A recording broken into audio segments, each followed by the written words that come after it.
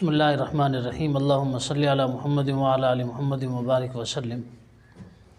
حضور صلی اللہ علیہ وسلم نے ارشاد فرمایا، خیر الامور اوسطها، تمام معاملات میں جو بہترین طریقہ ہے وہ میانہ روی اور اعتدال کا ہے۔ کوئی بھی کام کرنا ہو آپ اس میں انتہا تک نہ پہنچیں، اعتدال کا دامن ہاتھ سے نہ چھوڑیں۔ دنیا کا کوئی بھی مسئلہ ہے، کھانے پینے کا معاملہ ہو، کسی سے تعلقات بنانے ہوں، تعلقات بگاڑنے ہوں، محبت ہے، نفرت ہے، غرض انسان اعتدال کا دامن بالکل ہی نہ چھوڑے۔ عالمی یوم خواتین کے حوالے سے بدقسمتی سے ہمارے معاشرے میں دونوں طرف انتہا پسندی کے مظہر سامنے آتے ہیں۔ بعض اوقات تو ایسے سفاک اور ایسے درندے لوگ بھی موجود ہیں۔ حالیہ دنوں میں آپ لوگوں نے دیکھا کہ ایک بدبخت آدمی نے اپنی ہی کمسن بیٹی کو قتل کر دیا۔ اس کمسن بیٹی کا کوئی بھی جرم نہیں تھا سوائے اس کے کہ وہ بیچاری پیدا ہوئی۔ حضور صلی اللہ علیہ وسلم نے حالانکہ ارشاد فرمایا ہے کہ وہ پیٹ بڑا با مبارک ہے، بڑا با برکت ہے جس میں پہلے بیٹی پیدا ہوتی ہے، لیکن یہ تو وہ آدمی ہے جو ہمارے سامنے ظاہر ہو گیا، ورنہ اس طرح کے بیہودہ قسم کے لوگ بہرحال آگے پیچھے وقتوں کے مطابق سامنے آتے رہتے ہیں۔ اللہ تعالیٰ حفاظت فرمائے۔ تو ایک طرف تو یہ لوگ ہیں، بیٹی کی پیدائش پر غم و غصے کا اظہار کرنا، اپنی بیویوں کو طلاق تک دے دینا، اور یہ انتہا ہے کہ اپنی بچی کو ہی قتل کر دینا۔ قرآن نے یہ نقشہ جاہل اور مشرک لوگوں کا کھینچا تھا کہ اذا بشر احدهم بالانثى ظل وجهه مسودا، جب کسی مشرک کو، جب کسی جاہل کو، جب کسی کافر کو بیٹی کی پیدائش کی خوشخبری دی جاتی تھی تو اس کے چہرے کا رنگ سیاہ پڑ جاتا تھا۔ لیکن ہم لوگ جو مسلمان کہلانے والے ہیں، ہمارے اندر بھی ایسے اگر لوگ ہیں خدا نہ خواستہ،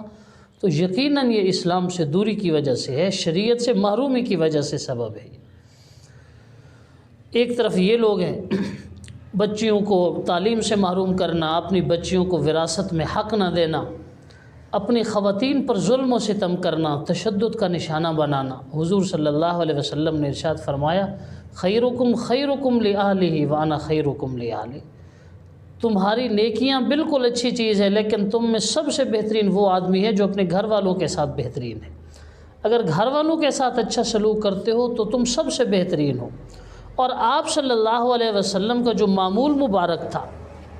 کہ آپ صلی اللہ علیہ وسلم گھر میں ایسے رہتے تھے جیسے کوئی عام آدمی رہتا ہے، سید الکونین، سید الاولین والآخرین، خاتم النبیین، سرور کائنات، آپ صلی اللہ علیہ وسلم وجہ کائنات ہیں، عظیم ترین ہستی ہیں، مگر ازواج مطہرات حضرات امہات المومنین فرماتی ہیں کہ آپ صلی اللہ علیہ وسلم گھر میں یوں رہتے تھے جیسے کوئی عام آدمی رہتا ہے۔ تو آپ صلی اللہ علیہ وسلم نے اپنی بیویوں کے ساتھ اچھا سلوک کر کے دراصل ایک اچھے انسان کی خبر دی ہے، اور اچھے نیک انسان کی، نیک مسلمان کی علامت گویا کہ بتلا دی ہے۔ ہمارے ہاں آج اگر کوئی آدمی اپنی بیوی کے لیے سہولت پیدا کرتا ہے، اس کے لیے گاڑی کا دروازہ کھولتا ہے، کچھ دیر کے لیے بچوں کو سنبھال لیتا ہے، تو یہ اس کو بے غیرت سمجھا جاتا ہے، اور پتہ نہیں اس کو کتنے ہی طعنے ہیں جو سننے پڑتے ہیں۔ مگر حضور صلی اللہ علیہ وسلم کی تعلیمات دیکھیں، جب آپ صلی اللہ علیہ وسلم کا بیویوں کے ساتھ رویہ دیکھیں، عقل حیران رہ جاتی ہے کہ اتنی عظیم ہستی اور بیویوں کے ساتھ اس قدر گھل مل کے رہتے تھے۔ صحیح بخاری میں حدیث آتی ہے غزوہ خیبر کے احوال میں کہ آپ صلی اللہ علیہ وسلم نے اپنی بیوی حضرت صفیہ رضی اللہ تعالی عنہ کے لیے آپ زمین پر بیٹھ گئے اور اپنا ایک گھٹنا کھڑا کیا۔ حضرت صفیہ نے آپ صلی اللہ علیہ وسلم کے گھٹنے مبارک پر اپنا پاؤں رکھا اور پاؤں پہ سوار ہو کر پھر اپنے سواری پہ سوار ہوئی۔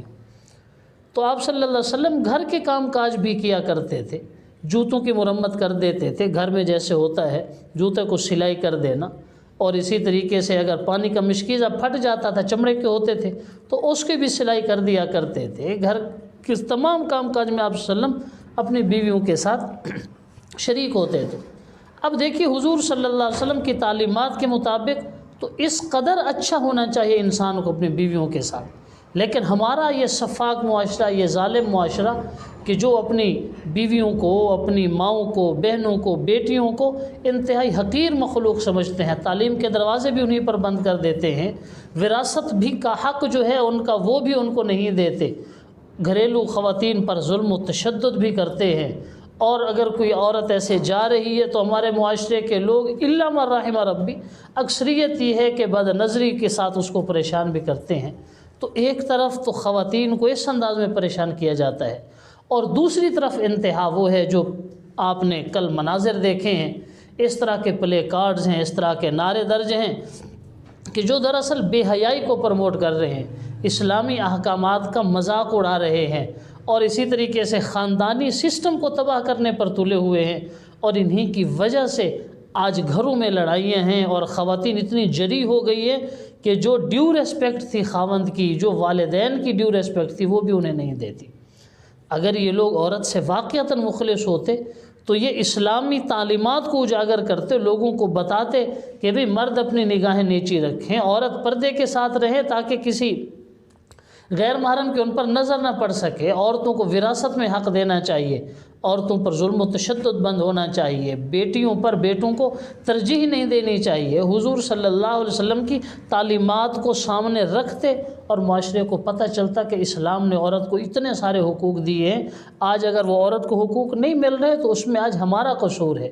مگر بدقسمتی کہ ایک طرف عورتوں کے حقوق سلب کرنے والے ہیں وہ بھی مسلمان ہیں، اور دوسری طرف عورتوں کے حقوق کے نام پر دراصل عورتوں کا قرب حاصل کرنے والے اور بے حیائی پھیلانے والے وہ بھی مسلمان ہیں۔ اللہ تعالیٰ عقل سلیم عطا فرمائے۔